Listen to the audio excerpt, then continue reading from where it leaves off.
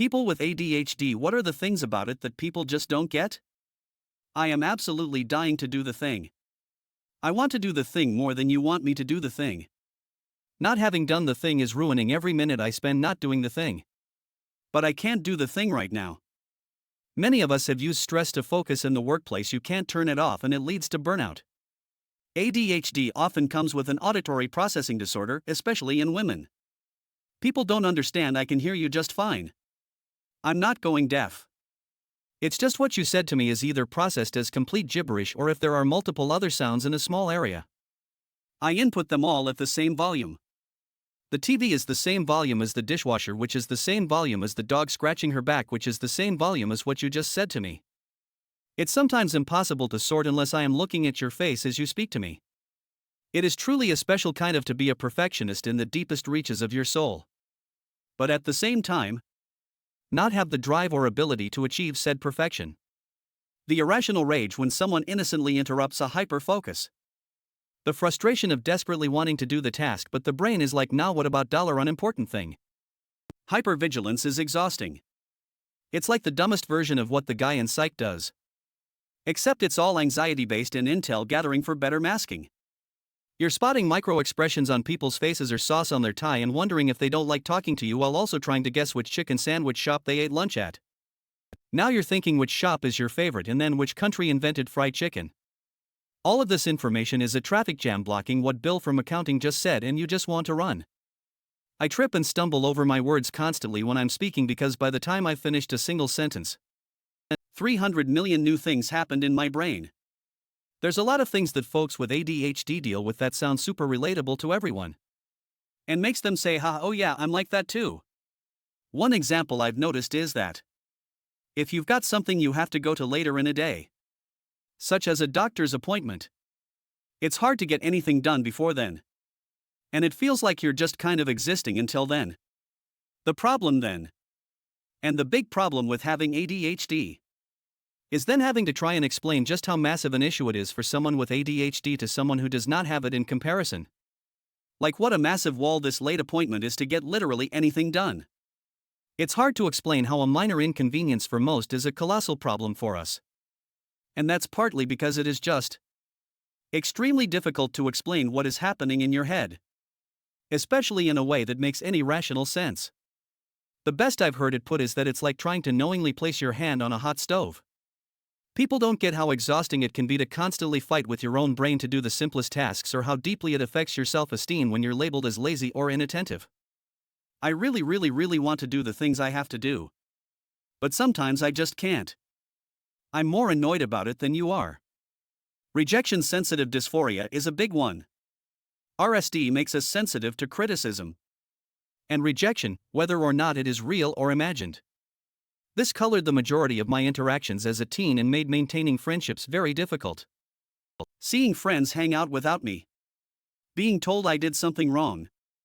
People not responding immediately. It made me very sensitive to the idea of being annoying while simultaneously making me very annoying to interact with. I see so many adults with ADHD and untreated RSD that frequently lash out from a place of insecurity. Working on it will drastically improve your outlook on your social life. Object permanence. If an object doesn't have a home where it belongs, it ends up in a pile or lost. If I can't see something, I forget it exists. There are a bunch of clothes hanging in my closet that I've forgotten exist because I don't see them. Dressers don't work.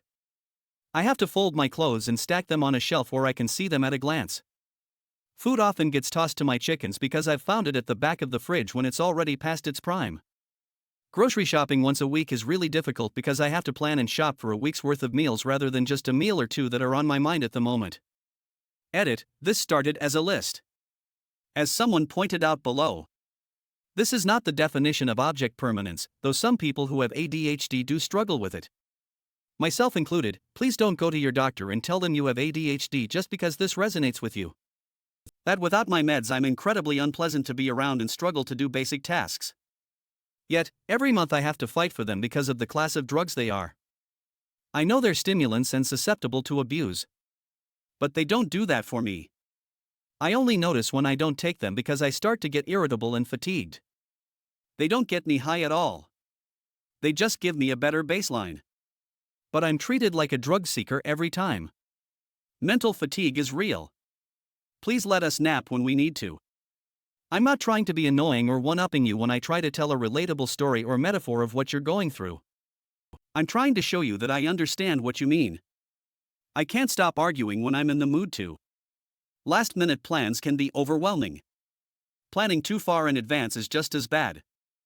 I am listening to you while playing Tetris. I'm actually playing so that I can hear you better. I'm not physically hyper. But my brain is. And sometimes my mouth.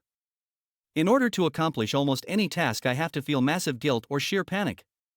Either way, my brain has to be going 110% just to get 10% of the motivation I need for life. The environment around you can really overstimulate you when it doesn't bother others. Then you get irritated and people don't understand why. Something like Chuck E. Cheese or an arcade is pure. That meds really make a huge difference. I was diagnosed at 36 after 2 graduate degrees and a bar exam. I was so off when I got meds because I suddenly didn't have to spend 40% of my brainpower hacking my brain. It's like a computer constantly running Adobe Photoshop or some other massive program in the background. It slows everything down. I could have been president by now with a childhood diagnosis and access to drugs. It's this easy for neurotypicals? You just do the thing? What the? Many who have it don't even realize it because their doctor misdiagnosed them with depression and the medications are doing nothing to help. That is how I found out I had it and eventually got tested. A random telehealth counselor noticed I was resistant to every antidepressant I was prescribed and suggested ADHD testing. Blows my mind how no doctor or psychiatrist ever considered that to be a possibility in the past, yet some rando with an associate's degree figures it out after a few minutes. Time blindness is crazy. I don't get it on the small level. Like hour to hour, but I'll swear up and down we talked to each other a few days ago and it will have been months. My brain is going a million miles an hour. Especially if I'm in an upbeat mood. I can't tell you how many times I've forgotten something as dumb as flushing a toilet just because something broke my routine. I got off the toilet and there was something weird on the floor in the corner, so I looked at it. Washed my hands. And headed out. I'm not disgusting, I swear. My brain just breaks sometimes. If I remember to. Before I leave. I'll take inventory. I washed my hands. I flushed the toilet. Keys, wallet, and phone are still in my pocket. I'll repeat to myself all morning, take out the trash. Take out the trash. Take out the trash. Put the trash in the bin. And then forget to wheel the bin to the curb. Boredom is physically painful. There's no, I just don't want to. And there's no, I just don't care enough. It's seriously a struggle when people tell you it's a self-discipline issue. When we overshare in a conversation, it may seem self-centered and rude. We genuinely want to contribute and be normal.